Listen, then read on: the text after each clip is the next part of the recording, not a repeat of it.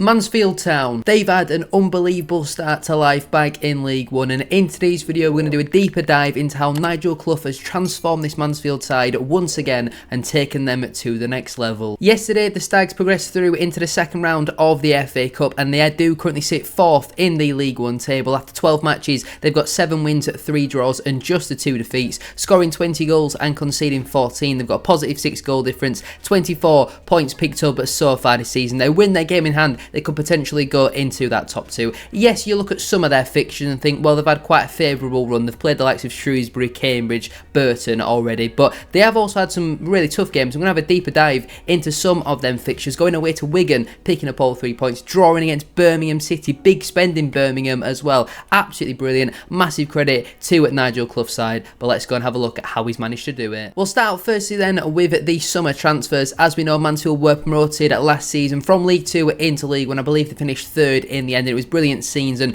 delighted for Mansfield. They've been in League 2 for so many seasons now, you know, way before Bradford City were even in League 2, so a big congratulations to them. They've finally managed to get over the line. Their summer, on the whole, it was a very positive transfer window, if we're honest. The major significant loss was Davies Keeler done. Well over 30 goal contributions last season, and he basically made it pretty apparent that he wanted to leave the football club all summer. In the end, he did leave on a transfer deadline day for around £750,000. Obviously, he went to Barnsley. You have a look at where the two sides are in the table. Maybe if Davies Keeler Dunn was still with Mansfield, they'd be top of the league at the moment, because he was so important for them. A player who I rated very highly, and at 26 years of age, I think you would have been looking for hopefully over £1 million. But when you've got a player who doesn't really want to be there, 750 grand is better than nothing. And apart from that, no other real significant transfer departures. I did think Ollie Clark would have been a little bit of a loss, but then Keanu Bacchus came in, so I think they have improved on him. I was personally a big fan of Will Swan, as I'm sure some of you regular viewers will know, but he made that step over to Crawley, also in League 1, but you would expect them two sides to be at different ends of the table. Anthony Hartigan and John Joel Tull left on permanent basis, if that makes sense, after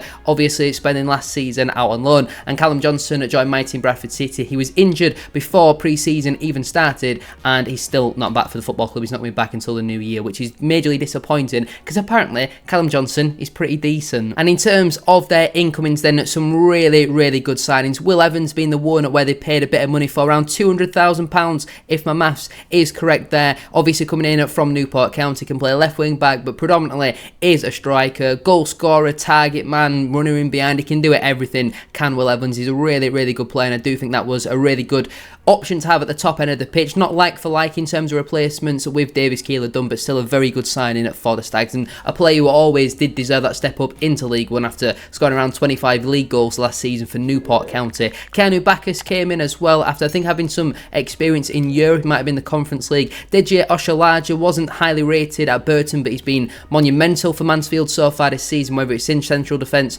or as the holding midfielder. Provides a wealth of experience as well. Fraser Brake Tracy probably came in with a few people maybe having question marks around him, but when he's been fit and available has looked pretty solid in that left centre half or left wing back position. Lee Gregory, I mean, he has just gone on to do things that no one expected him to do. Obviously he comes in with a lot of proven pedigree, but in some of the matches he has single-handedly carried Mansfield over the line to rescue a point or pick up all 3 points. The catalogue of his goals as well so far this season has been absolutely excellent. Ben Quinn is not a player I know too much about, if I'm being completely honest, but I think he's related though to Stephen Quinn. Is that his uncle? Correct me down in the comment section down below. And obviously Ben Wayne has come in from Plymouth Argyle. Hasn't had a consistent run in the side, but does also look a pretty decent player. So after all of that transfer business, this is what the Mansfield Town squad was saying. Obviously at the start of the season they had a number of players who were out injured and probably weren't even going to be registered, but they've got so many players who are very versatile. The likes of Jordan Bowery, he's a centre forward, but he hasn't played there for about 3 years. He's played right back, centre half. Lucas Akins, again, he's a striker who for the large part has played at right wing back, but can also do that job there. Aaron Lewis can play midfield or at right back. We mentioned Deji Oshalaja, he can play centre half or as a holding midfielder as well. Elliot Hewitt can play centre half or right wing back very comfortably. And then you've got players like George Williams, Steve McLaughlin, who can play that wide side centre half role. It's great to see Alfie Kilgore recently returning from injury. He picked up a nasty, I think it was an Achilles, but it basically took him out for well over a year last season, and it's great to see him finally be back playing again recently. Aidan Flint, obviously absolutely monumental in the centre of defence, and Christy Pym, not a goalkeeper who I rated very highly in years gone by, but this season I think he's certainly proved. Apart from Lincoln away, he is one of the best in this division. I think he's been brilliant. If we have a look then at the Stags 1-1 draw against Birmingham City in a little bit more detail. I think a lot of people going into this game would have expected Birmingham to comfortably go to Mansfield and win 3-0. They got the early goal, and then you're thinking, yeah, the 3-0 is written on the cards. But Mansfield stuck in the game. I think I'm right in saying Birmingham didn't even have a shot on target in the second half, so massive credit to that Mansfield side. And in the second half, they could have even maybe won it, in all honesty. Yes, Birmingham had a lot of chances, but the majority of them were in the first half. What impresses me quite a lot about Mansfield is, yes, while slightly more down the left side, the way they attack, they can go on either side. In this game against Birmingham, it was a little bit more on the left side compared to the right side, but I still think that they've got that ability to go down either side. Even Birmingham were a little bit more balanced, and they went down their left side as well a bit more. In terms of their shots as well, not many coming in from the right side, but 50% of your shots to be in the middle. Obviously, you've got more of the goal to aim at if you're shooting more down the middle, as you see with Birmingham's chances. And I think a shot down the middle is certainly a better chance, if that does make sense. So for 50% of Mansfield's shots in this game to be coming down the middle, again, is positive signs. In terms of the shot zone, maybe a few too many from distance, just 10% in outside the 6-yard box and 50% of them being outside the box. But again, Birmingham, they're going to have some of the best defenders in the division. I think they did pay £4 million for a centre-half, so pretty understandable why they were shooting from distance as well. It was a very even game in terms of where the ball was, and in terms of the player positions as well. While you might look at this and think, well,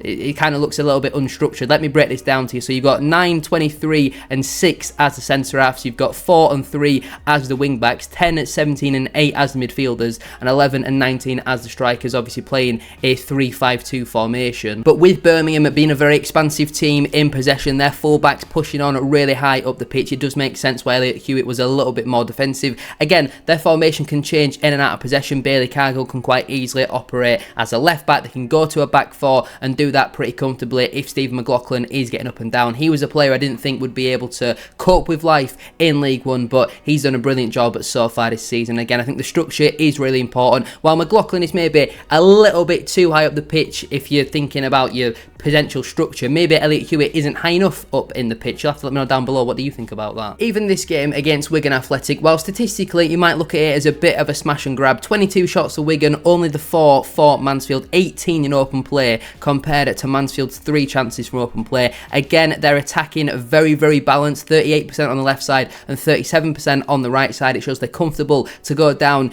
either wing. Again, at their shot direction, all of their shots coming down the middle. Like I say, you've got more chance of scoring football goals if you're shooting down the middle, the angle's bigger, so that is really positive news for Mansfield as well. A lot of their shots again coming from outside the box. I think Will Evans scored an absolute screamer in this game, but statistically, if we're thinking about the long term, you do want more shots inside that 6-yard box, but 50% of your shots to be inside the penalty area, I still do think is pretty positive news. In terms of the action zone, again, very even in honesty, maybe slightly less in the Wigan side, but they're the home team. They're a very well established League One, if not Championship side, so I do think that is pretty understandable. And then again, in terms of the structure, this one is a little bit more clear. You can comfortably see here the 3 centre backs being 6, 23 and 9, the wing backs being 22 and 7, the midfield being 25, 8 and 17, and then the front two of 11 and 21. The structure is much better in this one. With Birmingham, it was expected they might be a little bit disjointed at times because they're obviously going to be the best team that League One has ever seen. This one though, it shows that their discipline out of possession is perfect. With the Wigan formation, you can't really tell what it is. You've got 3 players kind of occupying the right wing position, 3 strikers kind of operating the left forward position. Then they've got kind of that Wigan seem to be a little bit all over the place, whereas Mansfield, you can clearly tell what the structure is there. And in this game against Stevenage, where they were defeated at 1-0, Jay Young, former Bantam, scoring his first goal of the season, and what a finish it was, to be fair, from the free kick. I think this was only their 2nd defeat of the season for the Stags, but statistically they were the better side, so I guess it comes with swings and roundabouts. After probably not deserving to beat Wigan in terms of statistics, they probably did deserve to beat Stevenage and just didn't do so. But in the first half they were really poor. Again, very well balanced going down the left side and the right side, that's positive news. Shot directions, not as many down the middle as what they were in the Wigan game, but when you're having 16 chances, I don't think you can expect all of them to come down from the middle, but 70% I do still think is a decent number. Again, with the shots, loads inside the penalty area, not enough though inside that 6-yard box. They get into good areas, but they're not getting into amazing areas, if that does make sense. Stevenage didn't even have a shot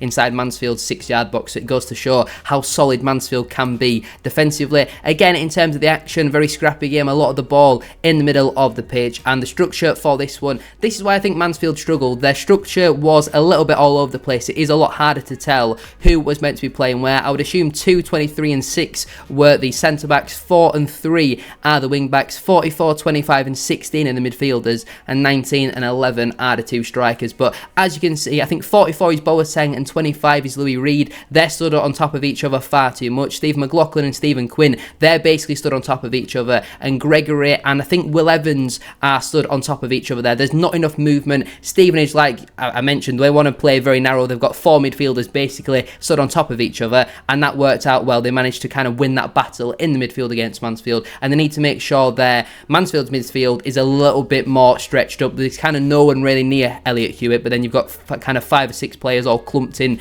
kind of the same sort of positions when you need to spread out a little bit more, and that's obviously why they lost the match, because in the first half they were absolutely all over the place. But apart from that, Mansfield, I don't think anyone would have expected to have as good of a season as what they have had so far. Like I mentioned earlier, 4th in the table, absolutely smashing it. Nigel Clough's side are only going to progress as the season does go on. Will they finish 4th come the end of the season? Mansfield fans and general football fans, let me know your thoughts down below. If you have enjoyed watching, make sure to like, comment and subscribe. 70 likes on today's video will be massively appreciated, and I'll see you very soon for another one.